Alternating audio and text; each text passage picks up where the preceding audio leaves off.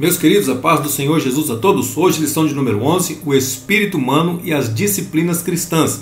Essa nossa lição está dividida em 3 tópicos principais, que são a piedade e as disciplinas cristãs. Segundo, o desafio das disciplinas espirituais. Terceiro, as disciplinas e a luta espiritual. Nosso texto áureo se encontra em 1 Timóteo capítulo 4, versículo 8, que diz: porque o exercício corporal para pouco aproveita, mas a piedade para tudo é proveitosa, tendo a promessa da vida presente e da que há de vir. A verdade prática diz que as disciplinas espirituais são necessárias para o fortalecimento do espírito, assim como os exercícios físicos para a estrutura óssea e muscular. Então, as disciplinas espirituais elas fortalecem o nosso espírito, e as disciplinas ou os exercícios físicos fortalecem os nossos músculos, fortalecem o nosso físico, nosso corpo. A palavra-chave é disciplinas. Primeiro tópico, a piedade e as disciplinas cristãs. Primeiro subtópico,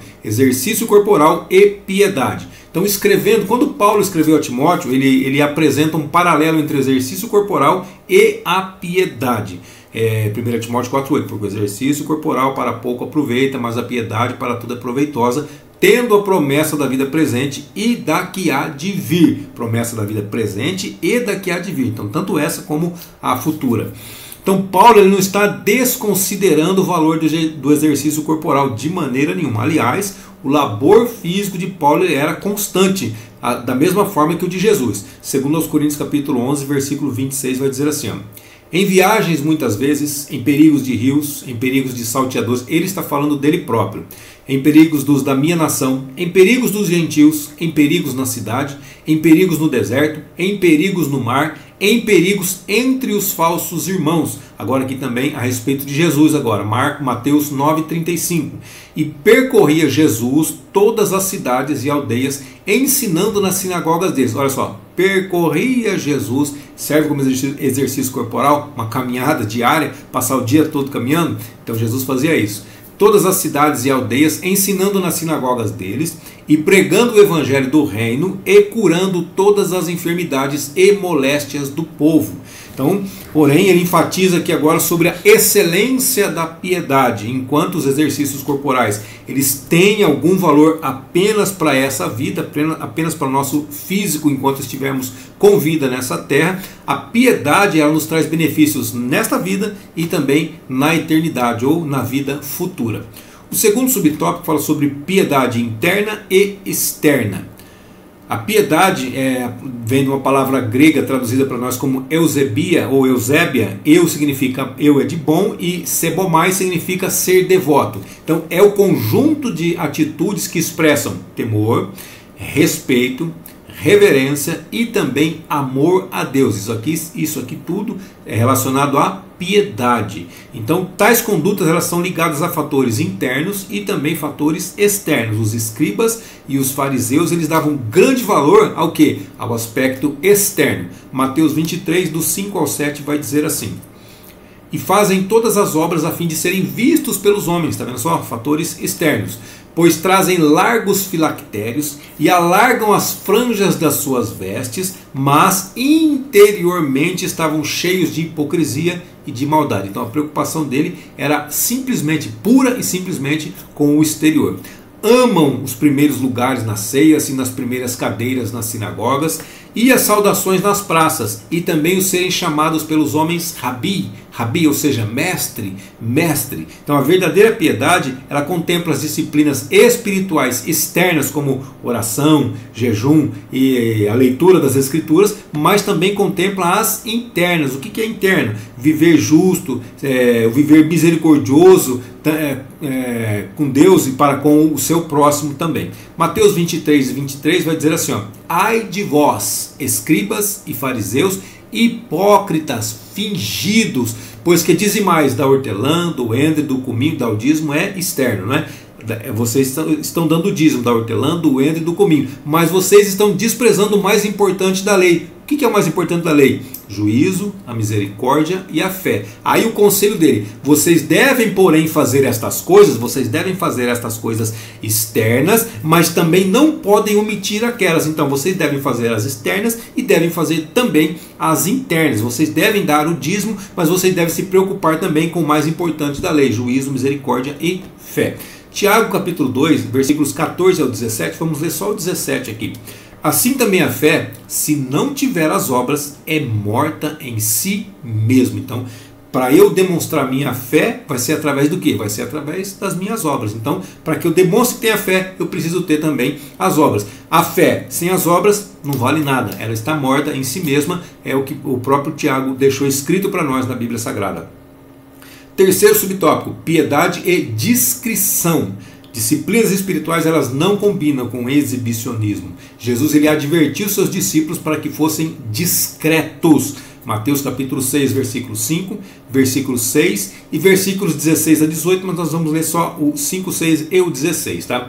Versículo 5: e quando orares, não seja como os hipócritas, pois se comprazem, ou seja, eles têm prazer em orar em pé nas sinagogas e às esquinas das ruas, para serem vistos pelos homens. Em verdade vos digo que já receberam o seu galardão. Então, Jesus ele exige discrição, não é descrição, tá? Discrição ao orar, ou seja, nós temos que ser discretos ao orar. Versículo 6: mas tu, quando orares, entra no teu aposento e, fechando a tua porta, ora a teu pai que está em secreto, e teu pai que vê em secreto te recompensará publicamente. O que ele está dizendo? Quando você for orar, não é para você se expor. Se houver uma necessidade, não tem problema, mas se você fizer para poder aparecer, aí sim tem problema. Mas qual que é o conselho dele? Quando você for orar, entra no teu quarto, fecha a tua porta. Ó, fechar a porta significa o quê? Você vai estar só você e Deus naquele lugar, ninguém mais dentro do ambiente. Teu pai que te vê em secreto te recompensará publicamente. E ele também fala da discrição sobre jejuar. Olha o que ele diz, versículo 16: e quando jejuardes, não vos mostreis contristados como os hipócritas. Ou seja, os hipócritas, os escribas e os fariseus, como ele estava dizendo aqui, eles ficavam com o rosto desfigurado. Olha a continuação do versículo: porque desfiguram os seus rostos, para que aos homens pareça que jejuam. Em verdade vos digo que já receberam o seu galardão. Então, ó, quando nós jejuarmos, o que ele está dizendo aqui: não vos mostreis contristados como os hipócritas. Ai, eu estou com tanta fome porque eu estou jejuando. Fica com aquela cara batida, não escova os dentes, não pente o cabelo, não tira a remela do olho, para todo mundo saber que está jejuando. Não, Jesus chama esse tipo de gente de hipócrita. Então nós devemos nos lavar, nos pentear, nos perfumar, fica todo bonitinho, tira a remela do olho, escova esse dente, fica tudo bonitinho, para que ninguém perceba que você está jejuando, que eu estou jejuando. E aí sim, o nosso galardão, nós vamos receber o nosso galardão, a nossa recompensa diretamente do Pai. Então, quanto ao jejum, aconselhou ações para não dar sinais que nós estamos jejuando. Mateus 6, 17, 18. Quando jejuares, unge a cabeça e lava o rosto, para não pareceres aos homens que jejuais. Conselhos do próprio Jesus. O que é ungir? Ungir é se perfumar. Lavar o rosto é lavar o rosto mesmo. É o que está escrito, é o que quer dizer, exatamente isso. Para não parecer. Então, tudo que for necessário fazer para não parecer que está jejuando, faça. Então, o que dizer dos que proclamam seus jejuns, inclusive nas redes sociais? O que dizer dessas pessoas? Nós vamos fazer um jejum de 40 dias. Está proclamando, colocando nas redes sociais. O que dizer dessas pessoas? O anúncio do jejum, ele somente convém ser feito quando sua prática for coletiva. Nós vamos anunciar, nós vamos fazer um jejum coletivo. Então assim, anuncia para as pessoas que irão participar. Ainda assim, de preferência, apenas entre as pessoas envolvidas com o propósito. Esther 4,16 vai dizer assim: vai, ajunta todos os judeus que se acharem em Suzã e jejuai por mim, e não comais, nem bebais, por 3 dias, nem de noite, nem de dia. E eu e as minhas servas também assim jejuaremos. Ó, eu peço para as pessoas jejuarem por mim, mas eu também preciso jejuar. Olha o que Esther está dizendo aqui. E assim irei ter com o rei, ainda que não seja segundo a lei, e se perecer, perecer. Então ela conclamou o jejum, mas ela tratou com as partes que deveriam fazer esse jejum. As pessoas queriam jejuar e ela e as suas servas também iriam jejuar. O resumo desse tópico diz que a verdadeira piedade se manifesta por meio de atitudes internas e externas de devoção a Deus, fundamentadas em disciplinas espirituais, como oração, jejum e leitura da palavra de Deus. O segundo tópico fala sobre o desafio das disciplinas espirituais. Primeiro subtópico, a analogia do corpo. Então não é fácil manter uma rotina de exercícios físicos, concorda comigo? Quanto menos se exercita, menos se quer exercitar. E quanto mais tempo nós ficamos parados, pior fica a situação. Quanto menos nós fazemos, menos nós queremos fazer. Então, assim acontece também com a vida espiritual. É da mesma maneira, não muda nada. Quanto menos nós oramos, menos nós queremos orar. Quanto menos nós jejuamos, menos nós queremos jejuar. Quanto menos nós lemos a Bíblia, menos nós queremos ler a Bíblia, menos nós queremos fazer isso. Então a vida espiritual ela vai se enfraquecendo. Existe o risco de atrofia e também existe o risco de paralisia. O escritor aos Hebreus ele adverte em Hebreus 12:12. Portanto, tornai a levantar as mãos cansadas e os joelhos desconjuntados. É o conselho que ele dá para nós. Volte a fazer isso, volte a levantar as suas mãos, volte a utilizar os seus joelhos que estão desconjuntados. Então a linguagem é metafórica, mas às vezes a fraqueza do espírito ela é tão profunda que é sentida no próprio corpo. A Bíblia ela nos recomenda a reagir, não é só agir, é reagir. Joel 3,10 vai dizer assim: forjai espadas das vossas enxadas e lanças das vossas foices. Diga ao fraco, eu sou forte. 1 aos Coríntios 16:13 também diz: vigiai, estai firmes na fé, portai-vos varonilmente e fortalecei-vos. Aí entra o segundo subtópico que diz apatia, engano e pecado. Então a diminuição da prática da oração, a diminuição da prática do jejum e a diminuição da prática da meditação nas escrituras, ela causa uma perda de discernimento, uma perda de sensibilidade espiritual. Perde o discernimento e perde a sensibilidade espiritual. Então as convicções bíblicas aos poucos elas vão se tornando superficiais. Então aquilo que antes a gente tinha certeza, agora já não é mais a mesma coisa. Até que elas vão sendo substituídas por filosofias e vãs sutilezas, conforme está escrito em Colossenses capítulo 2, versículo 8, que normalizam o que antes era pecado. Só vou dar uma pausa, que a gente já vai ler 1 João 3, o 7 e 8, só vou dar uma pausa para pegar uma água para a garganta aqui, eu já volto. Para você vai ser imperceptível, tá? Viu só? Já voltei. 1 João 3, 7 e 8. Filhinhos, ninguém vos engane. Quem pratica justiça é justo, assim como ele é justo. Versículo 8. Quem pratica o pecado é do diabo, porque o diabo peca desde o princípio. Para isto, o Filho de Deus se manifestou, para desfazer as obras do diabo. Então, cristãos e igrejas são dominados pelo secularismo e também pelas ideologias de perversão do presente século. Lucas capítulo 18, versículo 8. Só o finalzinho dele. Quando, porém, vier o Filho do Homem, porventura achará fé na terra? Olha a pergunta que Lucas faz. Quando ele voltar na sua glória, será que ele vai achar fé na terra ainda? De acordo com tudo que tem acontecido? 2 de Pedro, capítulo 2, versículos do 1 ao 3. Só o versículo 1 aqui eu vou ler. E também houve entre o povo falsos profetas, como entre vós haverá também falsos doutores, que introduzirão encobertamente, não é às claras, encobertamente, heresias de perdição, e negarão que o Senhor que os resgatou, trazendo sobre si mesmos repentina perdição. Olha o perigo. Existem entre o povo falsos profetas. Agora, no nosso meio existem também falsos doutores. O que eles estão fazendo? Eles estão introduzindo encobertamente, de forma discreta, heresias de perdição. Olha o perigo. Não é simplesmente uma heresia, mas é uma heresia que pode fazer com que nós percamos a nossa salvação. Como que é isso, Valdecir? Negando o Senhor, negando aquele que nos salvou, negando aquele que morreu em nosso lugar, negando aquele que derramou até a sua última gota de sangue para que eu e você pudéssemos ser salvos. O que acontece? O que é o final disso? Trazendo sobre si mesmos repentina perdição.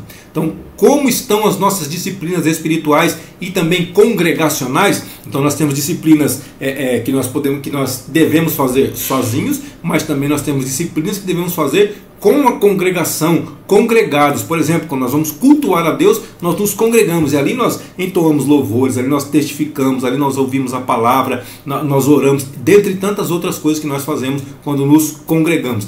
Como estão essas nossas disciplinas espirituais? O terceiro subtópico fala sobre da teoria à prática. Então, muito mais que teoria, as disciplinas espirituais elas devem ser praticadas por todo cristão, por todos os cristãos. A quando, Valdecir? De manhã, de tarde e de noite. Salmo 55, 17.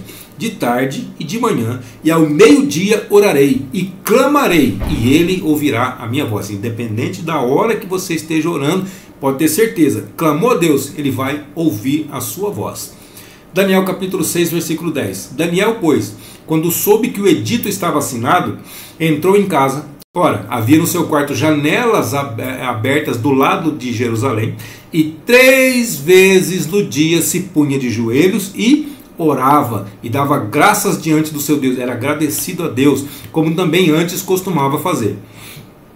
Ele não começou a fazer porque o edito foi assinado, não, ele já fazia antes. O edito foi assinado para que ele parasse de fazer, fizesse a petição somente para o rei. O que ele fez? Ele continuou fazendo da mesma forma, porque um edito que vai contra a lei de Deus, o que é mais importante obedecer? É mais importante obedecer a Deus do que aos homens. Aí sim, aquela frase de Pedro é válida. É muito mais importante obedecer a Deus do que aos homens, nesse caso, quando o homem está contra a lei de Deus. Então, praticar jejuns, manter uma frequência regular nos cultos, ser aluno da escola bíblica, ouvir ou entoar louvores, são disciplinas que fortalecem a toda a família, fortalecem a nós e aos nossos familiares, aos nossos vizinhos, aos nossos amigos, a todos aqueles que estão ao nosso redor. 1 Timóteo 4,13. Persiste em ler, exortar e ensinar até que eu vá. 2 Timóteo 4,13. Quando vieres, traze a capa que deixei em Troade, em casa de Carpo, e os livros, principalmente os pergaminhos. Os pergaminhos, no caso, naquele caso dele, para nós hoje é a Bíblia Sagrada. O resumo desse tópico diz que manter uma rotina espiritual ele exige o quê? Exige esforço, exige constância, pois a negligência das disciplinas, o que acontece com a negligência? Ela enfraquece a fé e também abre espaço para a influência do pecado e do secularismo nas nossas vidas. O terceiro tópico fala sobre as disciplinas e a luta espiritual. Primeiro subtópico, as astúcias do maligno. Então o cristão ele tem uma luta espiritual travada, ferrenha. Contra quem? Contra outro igual? Não. Contra os principados, contra as potestades, contra os príncipes das trevas deste século, contra as hostes espirituais da maldade nos lugares celestiais. Isso está escrito lá em Efésios capítulo 6, versículo de número 12. Nós não podemos nos descuidar, pois o inimigo ele é astuto, ele é sagaz. Efésios 6,11. Revesti-vos de toda a armadura de Deus, para que possais estar firmes contra as astutas ciladas do diabo. Então o diabo ele é astuto, ele é sagaz, ele é esperto, ele é inteligente. Ele tem as suas ciladas que ele prepara para cada um. A sua é diferente da minha, a minha é diferente da sua. Então seu intento constante é o quê? É nos atingir, de igual forma também atingir aqueles que nos são queridos, nossos familiares, nossos parentes, nossos amigos. João 10,10. O ladrão ele não vem, ele não vem, se não, para, então se não, ele não vem, se não, ou seja, ele vem para o que? Roubar, matar, destruir. Agora Jesus veio para quê? Ele diz assim, eu vim para que tenham vida, e vida com abundância, viver mais e viver melhor. 1 de Pedro 5,8, sede sóbrios, vigiai, porque o diabo, vosso adversário, o diabo não é adversário de Deus, vosso adversário é meu e seu, anda em derredor, como um leão bramando, buscando a quem possa tragar. Então ele está o tempo todo ao derredor, sempre buscando, sempre tentando, com seus dardos inflamados, adentrar, chegar à nossa mente, chegar ao nosso coração, sair as suas palavras na nossa boca, nos usar em prol do reino dele. Mas Jesus também, através do Espírito Santo de Deus que habita conosco, quer nos usar. A quem nós vamos dar lugar? Quem vai vencer essa batalha? Aquele que nós alimentarmos mais. Então por isso, meu Deus, a garganta está ruim.